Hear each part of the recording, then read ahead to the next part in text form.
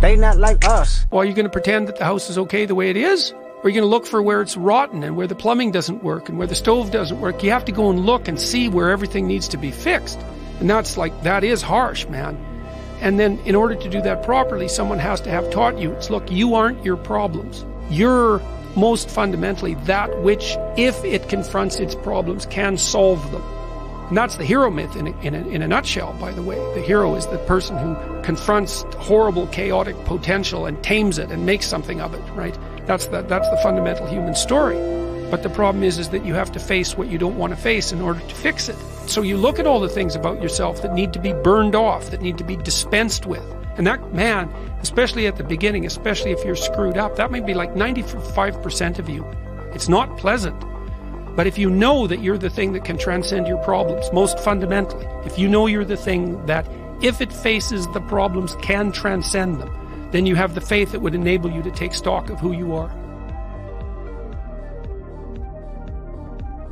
My daughter was very ill when she was a kid, but particularly when she was a teenager. She had a very terrible time of it. She had juvenile rheumatoid arthritis, and when she was between the ages of 14 and 16, it first destroyed her hip, which had to be replaced, and then it destroyed the ankle on her other leg, which had to be replaced. And she walked around for 2 years on broken legs, and she was taking massive doses of opiates and could hardly stay awake. And as a test of your faith, there's almost nothing that's more direct than a serious illness inflicted upon an innocent child, right? And so the chapter's a meditation on that, and also on, what to do in a situation like that, because everyone is going to have a situation like that in some sense, because you'll be faced with illness in the people that you love and in crisis. And so it's a practical guide to coping with those sorts of things. And one of the things you do when you're overwhelmed by crisis is you shorten your time frame. It's like you can't think about next month. Maybe you can't even bloody well think about next week, or maybe not even tomorrow. Because now is just so overwhelming that that's all there is. It's like, and that's what you do. You cut your time frame back until you can cope with it. And if it's not the next week that you see how to get through, then it's the next day. And if it's not the next day, then it's the next hour. And if it's not the next hour, then it's the next minute. And people are very, very, very, very tough. And it turns out that if you face things that you can put up with a lot more than you think you can put up with, and you can do it without becoming corrupted. You have to be alert when you're suffering. You have to be alert to the beauty in life, the unexpected beauty in life. And you have to look for that little bit of sparkling crystal in the darkness when things are bad. You have to look and see where things are still beautiful and where there's still something that's sustaining. And you narrow your time frame and you be grateful for what you have, and that can get you through some very dark times. And maybe even successfully if you're lucky. But even if unsuccessfully, then maybe it's only tragic and not absolute hell. And you can do that, in the worst situation. You can make it only tragic and not hell. And there's a big gap between tragedy and hell. There's nothing worse at a deathbed than to see the people there fighting. The death is bad enough, but you can take that, as terrible as it is, and make it into something that's absolutely unbearable. And maybe I think, and this is sort of what I closed the book with, is this idea is that if we didn't all attempt to make terrible things even worse than they are, then maybe we could tolerate the terrible things that we have to put up with in order to exist. And maybe we could make the world into a better place.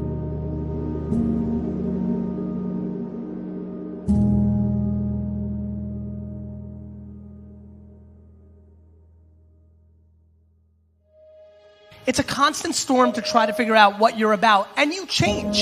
At 26, you're all about the hustle. You're going to be a billionaire, this and that. And then you go to the bar one night and you fall in love. And it changes what you care about, right? And then you have a child. And then this happens and then that happens. Things change. You just have to always consistently try to figure out what's driving you, and not because other people are watching, and not because that's what your dad wants, and not because that's what you said was going to happen and it doesn't look like it and your family's going to judge you. You just have to be as real with yourself as possible, and that is a very difficult struggle, but when you're not, you create enormous vulnerability and unhappiness. Truthful conversations redeem people. Because if you come to a clinical psychologist whose worth is salt, you have a truthful conversation. The conversation is, well, here's what's wrong with my life, and here's what caused it. Maybe it takes a year to have that conversation, and here's how it might be fixed. Here's what a beneficial future might look like. And so it's a completely honest conversation if it's working well. And all that's happening in the conversation is that the two people involved are trying to make things better. That's the goal. Let's see if we can have a conversation that will make things better.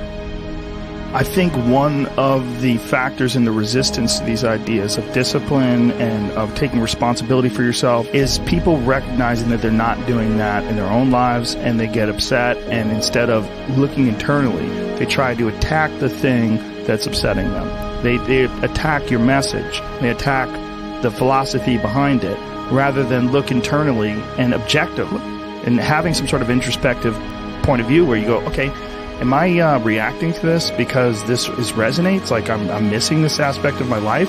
Does this diminish me? Or is this guy pointing something out that I can benefit from? Very few people are willing to do that. Very few people are willing to take that critical moment to look at their own behavior and look at their own thought process and wonder if the actual adverse reaction they have to this person's message is because they know that they're wrong. Start the process of becoming much more honest with yourself. It will help you make much better decisions, and it will help you in the long run. It may not taste as fun or as glamorous in the short term, but it will put you in a much better position.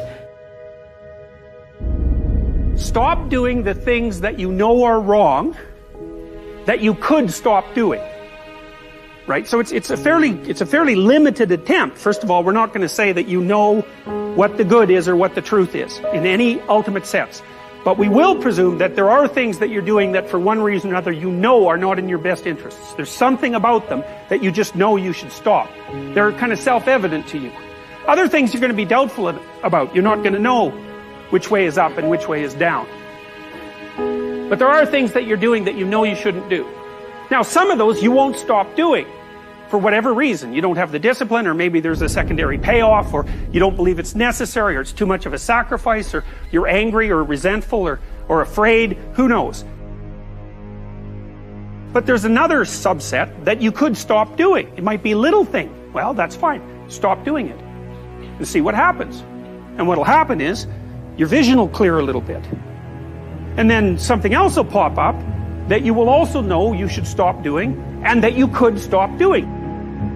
And you could do that repeatedly for an indefinite period of time. And you know, that doesn't necessarily mean that you're going to ever be able to formulate a clear and final picture of what constitutes the truth and the good.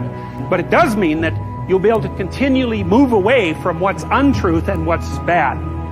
And you know, that's not a bad start.